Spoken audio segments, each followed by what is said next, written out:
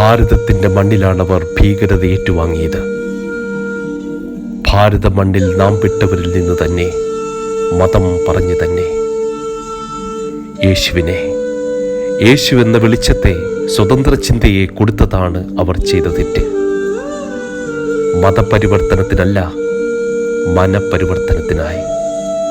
യഥാർത്ഥ ഭാരതീയ വിജ്ഞാനീയത്തിൻ്റെ വെളിച്ചത്തെ, സ്വതന്ത്ര ചിന്തയെ പകരാൻ തന്നെ വിദ്യാകൂടാരങ്ങളായി, ചികിത്സാരംഗങ്ങളായി, അത്താണി കേന്ദ്രങ്ങളായി.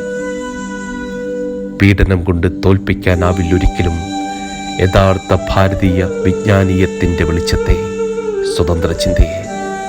തല്ലിക്കെടുത്താനുമാവില്ല അതിനെ.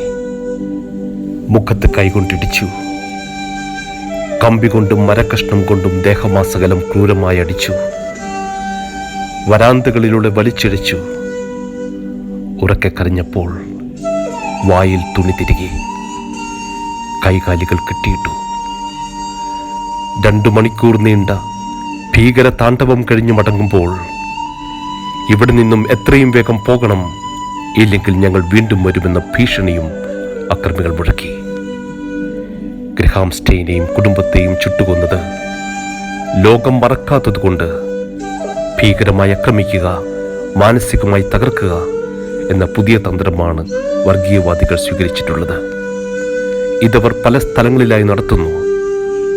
മർദ്ദനമേറ്റ 80 വയസ്സുള്ള ഫാദർ ലീനസിന്റെ വാക്കുകൾ. പീഡനം കൊണ്ട് തോൽപ്പിക്കാനാവില്ലൊരിക്കലും യഥാർത്ഥ ഭാരതീയ വിജ്ഞാനീയത്തിൻ്റെ വെളിച്ചത്തെ, സ്വതന്ത്ര ചിന്തയെ. തല്ലിക്കെടുത്താനുമാവില്ല അതിനെ.